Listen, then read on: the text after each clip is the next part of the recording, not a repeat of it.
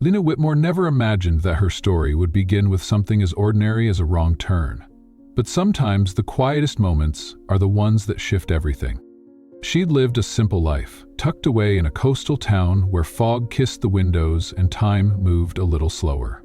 As a literature professor, Lena found comfort in the company of old books and quiet routines, never one to seek out the spotlight or stray from the familiar. That evening, she found herself walking into something unfamiliar, a grand seaside hotel, where marble floors echoed and everything smelled faintly of citrus and polished wood. She had been invited to an academic gathering, small, formal, almost forgettable. She nearly declined, but something in her, perhaps curiosity or something lonelier, said yes. As she rode the elevator to the top floor, her nerves rose with each passing number. The hallway was hushed, glowing, and then she saw it. A door slightly ajar, golden light spilling into the corridor like a whisper. She hesitated, but only for a breath. Then, quietly, she stepped inside. And with that single step, the story began, one she never planned for and one she could never walk away from. Elias Mercer had always been a man of precision, of clean lines, sharp edges, and no room for chance. As a marine engineer known for reshaping entire shorelines with concrete and vision, he didn't believe in fate. He believed in structure, in things that made sense. That night, he returned to his suite after hours of meetings, his shoulders heavy with fatigue. The floor-to-ceiling window stretched wide behind him, revealing a view of the endless Pacific, dark, restless, honest. A glass of red wine in his hand, Elias stood motionless, letting the silence settle. Then, a sound. The soft creak of a door he hadn't opened. He didn't turn at first, likely housekeeping or a mistake, but the air shifted. He felt it, like the temperature had changed. When he finally turned around, his breath caught before it could reach his lungs. A woman stood in the doorway. She wasn't supposed to be there, and yet somehow, she belonged more than anything else in the room. Her dress was simple, her hair loosely tucked behind her ears. She looked startled, unsure, her eyes wide as they met his. Not glamorous, not dramatic, but quietly unforgettable. For a moment, neither of them moved. The silence between them was not awkward. It was full, weighted, like a page waiting for its first line. Then she blinked, cheeks flushing. "Oh, I'm so sorry," she whispered, stepping back. "I must have... This isn't... I thought..." But she couldn't finish. She turned quickly, almost apologetically, and disappeared down the hall. The door clicked softly behind her, and Elias stood there, unmoving. He didn't know her name. He didn't know why she'd come.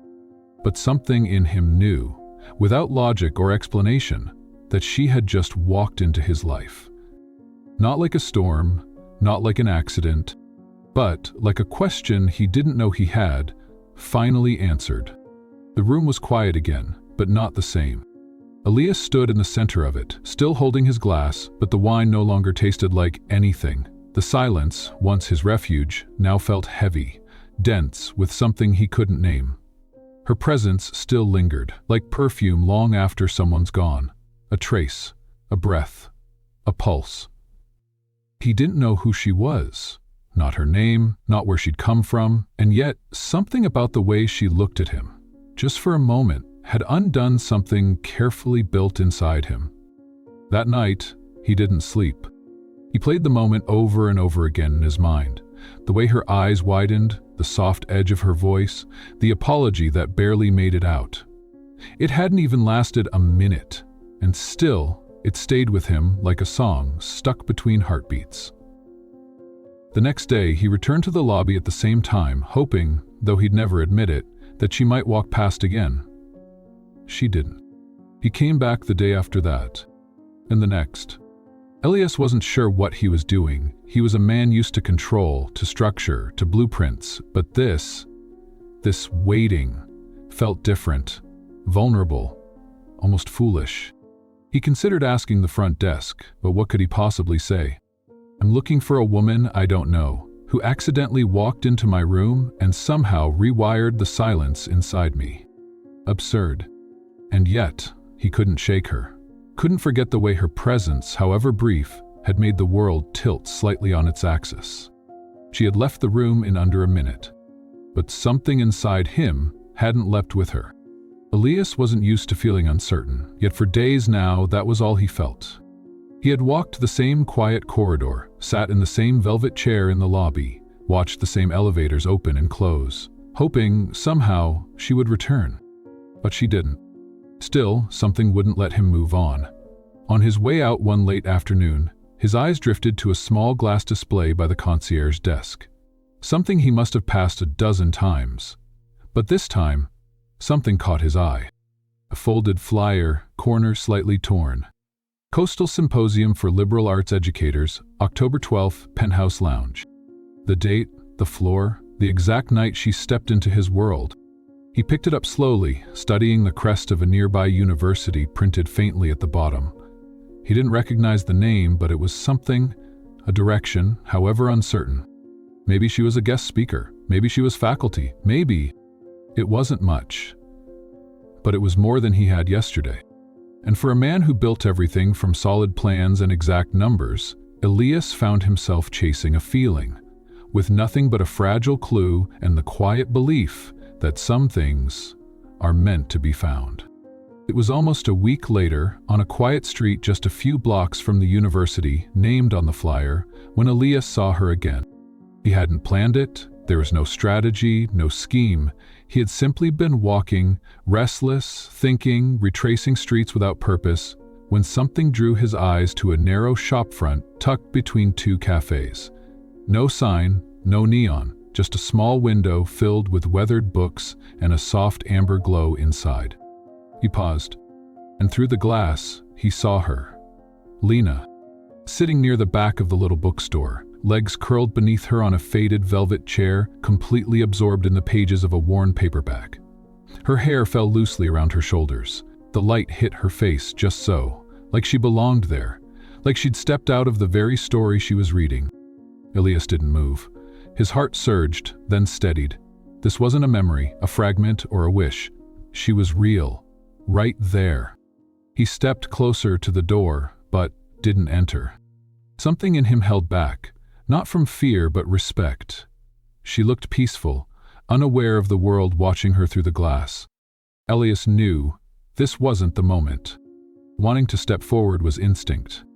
But choosing not to, that was respect. Wanting to step forward was instinct. But choosing not to, that was respect. Some stories, the truest ones, require patience, not pursuit, not interruption. Just quiet recognition. He turned away with a strange calm in his chest. He didn't speak to her, didn't leave a note. But now he knew where her world existed, between the pages, in soft corners, in silence. And he would return, not to chase, but to learn how to be part of her world without disturbing it. Elias returned to the little bookstore the next day, and then again 2 days later. It didn't take long for him to notice a rhythm. Lena came in during the late afternoons, always alone, always quiet. She'd pick a book, usually a classic or a collection of poetry, and settle into the same corner chair. She never brought her phone, she never looked around. She disappeared into pages like someone slipping into a dream. Elias never approached her. He knew enough to understand that someone like her, gentle, thoughtful, deeply internal, could be startled by sudden attention, so he watched from a respectful distance. Not as a stranger, not as a pursuer, but as someone learning how to listen without needing words. And then he left her a book. A rare edition of a novel he'd seen her reading more than once. He purchased it quietly, brought it to the front desk, and asked the cashier, "There's a woman who visits on Wednesday afternoons. Would you mind giving this to her next time she's here?" No name, no message, just a note, tucked between the pages. "To the one always searching for beautiful stories, perhaps this time one has found you." Lena was surprised when the book arrived. The cashier only said it was from another reader. She opened the cover slowly, fingertips grazing the handwritten message. The ink wasn't overly neat, but the words, they stayed with her. A few days later, another small gift appeared, a simple leather bookmark, unbranded, handmade. Along with it, a small card. Every journey begins with a door, sometimes the wrong one. She read it twice, then again. Her heart didn't race, it stirred. The gestures weren't grand. There were no declarations, no pressure, but each note, each detail, carried a kind of softness Lena hadn't felt in a very long time. Whoever he was, he saw her. Somehow. Not just for what she showed the world, but for who she was when no one was watching. And though she didn't know his name, she started waiting for the next message. Not for the gift itself, but for the feeling it left behind. Lena never expected the silence between gifts to feel so full. Each small gesture, the carefully chosen book, the handmade bookmark, the words written not to impress but to understand, had planted something quiet in her. Not urgency, not confusion, but recognition. Whoever he wasn't trying to chase her, he wasn't asking to be noticed, he was simply offering presence. And somehow, that was the most disarming thing of all. She found herself looking forward to the stillness of the bookstore more than ever, not for the books, but for the possibility of something left behind, a note, a whisper in ink. And then one day, it arrived. Tucked inside a book of Rilke poems she'd touched a dozen times before, a small, folded card fell into her lap. The paper was soft at the edges, creased like it had been held for a while before being let go. The handwriting familiar now spoke just 6 lines. "If you don't mind, I'd love to invite you for a cup of tea." No expectations, no questions. Just 2 people who love words, sitting quietly, even if we never speak at all. She read it once, then again, and something in her chest exhaled, slowly, tenderly. It wasn't a declaration, it wasn't even a request. It was a door, gently opened.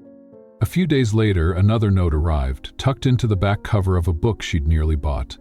No signature, just a time, a place. Cedar and Sage Tea House, Sunday 4 p.m. She folded the paper, slipped it into her coat pocket, and smiled, softly, almost shyly. She would go. Not to be swept away, but to step forward, toward something that already felt real. The invitation had stayed folded in Lena's coat pocket all weekend, delicate, soft around the edges from where her fingers had brushed it over and over again. She didn't tell anyone about it. She didn't need to. Some invitations weren't meant to be shared. They were meant to be felt. And when Sunday came, she went. Cedar and Sage wasn't a place you found by accident. It was hidden down a narrow lane, tucked beneath an awning of ivy, as though it wanted to be known only by those who truly looked. Inside, it was quiet, almost sacred. Wooden shelves lined the walls, filled with mismatched teacups and old books. The air smelled faintly of cardamom and bergamot. And he was already there. Oh yes. He sat near the back window, a book beside his teacup. Though he wasn't reading, he looked up the moment she stepped inside. And something in his face softened, as if he, too, had rehearsed this moment in his mind more than once. "Hi," he said gently, like they'd already known each other in some quiet way. Lena offered a small smile and slid into the seat across from him, removing her coat slowly, grounding herself. For a moment, the silence between them felt safe. Then her brow furrowed. She leaned in slightly. "I know you," she said. Elias said nothing, only waited. "The hotel," she continued. I walked into your room by mistake." His lips curved, not with amusement, but with something quieter. "I remember," he said. "I think I started remembering the moment you left." Lena's cheeks flushed with the echo of that night. "I was mortified. I was stunned," Elias admitted. "And strangely disappointed when you disappeared." They both laughed quietly, tension dissolving, replaced by something like recognition. From there, the conversation moved like water, unforced and clear. They spoke of the books they loved, the ones they never finished, the strange kind of loneliness that lives in large cities and small hearts. And all the while, Elias listened, fully, without interruption, without filling in the silences. Lena, used to being overlooked in rooms filled with louder voices, felt something she hadn't in years. Welcome. When the rain began outside, Elias offered to walk her home. He didn't insist. He asked. And as they stepped into the gentle mist under a worn, shared umbrella, Lena realized this didn't feel like a beginning. It felt like a return. After their tea, something in Lena softened, but gently, cautiously. She didn't rush to see Elias again. He hadn't asked her to, but he lingered. In the quiet of her thoughts, in the pages of books she reread, in the memory of how it felt to speak without performing, and to be heard without interruption. A few days later, she returned to her favorite corner cafe, her own little sanctuary tucked behind the bookstore. The sky outside was gray, the kind of gray that asked for warmth and solitude. She sat by the window, book open, coffee in hand, the world hushed around her. Then it shifted. A man, mid-30s, unfamiliar, pulled out the chair across from her without asking. "You don't really fit here, do you?" he said, smiling but not kindly. "A girl like you looks better staying home with her cats. Places like this, they're for different kinds of people." His words weren't loud, but they cut. Lena's breath caught. She wasn't good at confrontation. Her instinct was to shrink into the wallpaper, to disappear. But before she could speak, a familiar voice came from behind her, quiet but unmistakably firm. "I think she fits just fine." She turned. Elias stood there, coat damp from the rain, eyes calm but unwavering. He wasn't angry. He didn't need to be. "Is there a reason you're talking to her like that?" he asked. The man blinked, flustered, then muttered something and left, quickly, gracelessly. Elias waited a beat before meeting Lena's gaze. "Are you all right?" She nodded slowly, still surprised, but not by him. By how safe she felt. He hadn't made a scene. He simply showed up. And that, somehow, meant more than any grand gesture ever could. It wasn't what Elias said that stayed with Lena. It was how he said nothing more than needed. How he didn't gloat, didn't follow up with questions or overreach. He had stepped in, spoken once, and stepped back, like someone who didn't need to prove he was paying attention. That evening, they took a slow walk through the nearby park, where the street lamps hummed faintly and the trees rustled with the sound of a quiet world catching its breath. They didn't talk much at first. Then Lena said, almost in a whisper, "I'm not good at opening up." Elias didn't respond immediately. He let the words settle, let the pause exist. "I'm afraid people won't understand," she added, softer this time. "Or worse, pretend they do." He stopped walking and turned to her, not with sympathy, but with something steadier. "I don't want to understand you so I can change you," he said. "I want to understand you so I don't hurt you." Lena didn't say anything for a long moment. No one had ever spoken to her like that, not as someone broken or someone fragile, just someone worth knowing, gently. And maybe that was the difference. Elias wasn't waiting to break down her walls. He was simply willing to wait outside them. So Lena began to speak, slowly, in fragments, not to explain herself, but to finally let someone in. They had never defined what they were. Weeks had passed, filled with slow afternoons, pages shared in silence, and long walks that never seemed to have a destination, only presence. There were no confessions, no titles, but between them, something had grown. Not fast, not loud, just real. One evening, as autumn began to settle its gold across the park, Lena sat by Elias's window, watching the lights of the city flicker like distant fireflies. The air between them was still, comfortable. Elias stepped quietly behind her. He didn't speak right away. He just stood there for a moment, taking her in, not for what she looked like, but for what she had become to him. Then, gently, he rested a hand on her shoulder. When she turned, he was holding a small velvet box. "Kneel." He didn't need to. "I used to think I had everything," he said, voice barely above a breath. "And then you walked into my life, by accident, without asking. And I realized I had nothing. Not until you." He opened the box. Inside was a ring, simple, unassuming, quietly beautiful. Like her. "I don't want to keep you," he said. "I just want to be the person you reach for when the world is too much. If you'll have me, let's build something gentle, together." Lena didn't speak. She didn't need to. She stepped forward into his arms. And in that silence, like always, everything was understood. They didn't rush the moment.